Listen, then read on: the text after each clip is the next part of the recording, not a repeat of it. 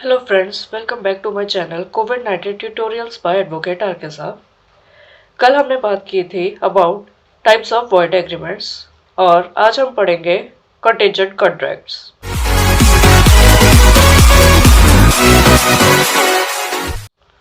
तो आइए शुरू करते हैं।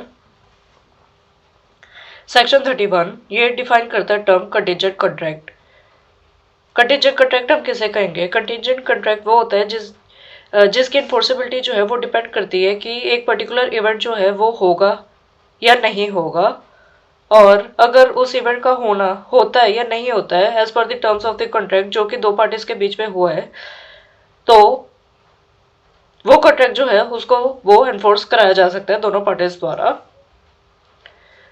फॉर एग्जाम्पल, ए बी से कहता है कि मैं आपको 10,000 रुपीज पे करूंगा अगर किसी अगर कोई थर्ड पर्सन, सपोज सी जो है उसका घर जो है वो जल जाता है। अब ये घर का जलना जो है वो कंटिजेंट है, दैट इज वो जल भी सकता है, वो नहीं भी जल सकता है। सो ये होगा हमारा कंटिजेंट कॉन्ट्रैक्ट। सेक्शन 32 जो है वो बात करता है about enforcement of contracts contingent on an event happening. That is parties जो है वो आपस में ये एग्रीमेंट करती है कि हमारा जो कॉन्ट्रैक्ट है वो तब एनफोर्सेबल होगा जब जो कॉन्ट्रैक्ट में टर्म मेंशन है एक इवेंट के होने की, उस अगर वो इवेंट हो जाता है उसके बाद जो है वो अपना कॉन्ट्रैक्ट जो है उसको वो एनफोर्स करा सकते हैं। फॉर एग्जाम्पल, ए और बी आपस में ये कॉन्ट्रैक्ट करता है कि ए अपना घोड़ा जो है वो बी को बेचेगा अगर सी जो है वो अगर सी जो है वो ए की लाइफ टाइम में मर जाता है। अब अगर सी की डेथ हो जाती है तो ए के लाइफ टाइम में, तो तभी जो है ये कॉन्ट्रैक्ट एनफोर्सेबल होगा, अदरवाइज ऐसा नहीं होगा। दैट इज अगर ए पहले मर जाता है सी से तो जो कॉन्ट्रैक्ट हो जाएगा वो वॉइड हो जाएगा। अब सेक्शन 33 जो है वो बात करता है enforcement of contracts contingent on an event non happening. Same चीज है ये, अगर दो पार्टीज जो है वो आपस में ये कॉन्ट्रैक्ट करती हैं कि जो एक पर्टिकुलर इवेंट है वो अगर नहीं होती है फ्यूचर में, तभी हम अपना जो कॉन्ट्रैक्ट है उसको वो हम एनफोर्स करा सकते हैं। फॉर एग्जाम्पल, ए जो है वो बी से प्रॉमिस करता है कि मैं आपको कुछ पैसे दूंगा अगर एक शिप जो है वो वापस नहीं आता है। अब जो शिप है वो डूब जाता है। सो इस केस में जो कॉन्ट्रैक्ट है वो कब एनफोर्सेबल होगा? वो तब एनफोर्सेबल होगा जब जिस मोमेंट पे जब जो शिप है वो डूब गया है, उस मोमेंट पे जो पार्टीज हैं वो आपस में अपना जो कॉन्ट्रैक्ट है उसको वो एनफोर्स करा सकती हैं। सेक्शन 34 जो सेक्शन 34 है वो बात करता है about when an event on which contract is contingent to be deemed impossible if it is future conduct of the living person। That is contract में ये कहा गया है कि एक पर्सन जो है वो एक अनस्पेसिफाइड टाइम के अंदर अंदर जो है एक इवेंट को वो परफॉर्म करेगा।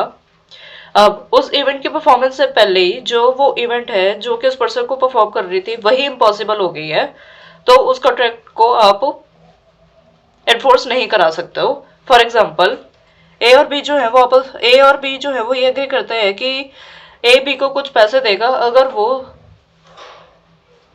अगर बी जो है वो शादी कर लेता है सी से। अब सी ने जो है वो शादी कर लिया डी से। इस सिचुएशन में क्या है कि जो ये कॉन्ट्रैक्ट है वो इम्पॉसिबल हो गया है। अब सी से शादी कब हो सकती है? जब डी जो है वो या तो उसकी डेथ हो जाती है या फिर वो डिवोर्स कर देता है सी को। उससे पहले जो है वो इवेंट जो है वो इम्पॉसिबल हो गई है। इसलिए जो वो कॉन्ट्रैक्ट है उसको वो एनफोर्स नहीं करा सकता है। सेक्शन 35 जो सेक्शन 35 है वो बात करता है about when contracts become void which are contingent on happening of specified event within fixed time. That is जो पार्टीज है उन्होंने कॉन्ट्रैक्ट में मेंशन किए है कि इस टाइम के अंदर अंदर जो हमारा कॉन्ट्रैक्ट है वो परफॉर्म होगा। तो अगर उस टाइम के अंदर अंदर जो कॉन्ट्रैक्ट है वो परफॉर्म हो जाता है तो ठीक है, वेल एंड गुड है, तो उसको आप एनफोर्स करा सकते हैं। बट अगर उस टाइम के एक्सपिरेशन के बाद वो कॉन्ट्रैक्ट परफॉर्म किया जाता है तो वो वैलिड नहीं होगा। Similarly, when contracts may be enforced which are contingent on specified event not happening within fixed time।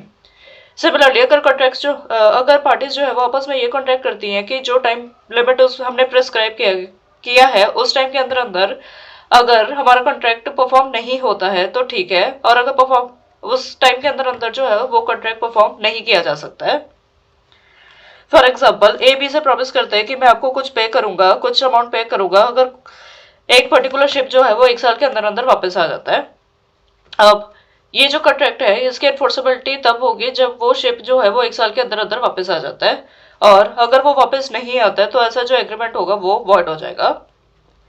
Similarly ए जो है वो बी से ये प्रॉमिस करता है कि मैं आपको कुछ पैसे पे करूंगा अगर एक पर्टिकुलर शिप जो है वो 1 साल के अंदर अंदर वापस नहीं आता है। अब जो ये कॉन्ट्रैक्ट है उसको तब परफॉर्म किया जाएगा अगर जो वो शिप है वो या तो डूब जाता है 1 साल के अंदर अंदर या वो जल जाता है। अब बात करते हैं हम सेक्शन 36 की। इसमें कहा गया है agreements contingent on an impossible event void. इसमें अगर पार्टीज जो है वो ये कहती हैं कि हमारा जो कंटीजेंट कॉन्ट्रैक्ट है वो डिपेंड, उसका होना या ना होना जो है वो इस बात पे डिपेंड करेगा कि आप कुछ इम्पॉसिबल इवेंट है उसको परफॉर्म करके दिखाओ, तो ऐसा जो एग्रीमेंट है वो वॉइड है।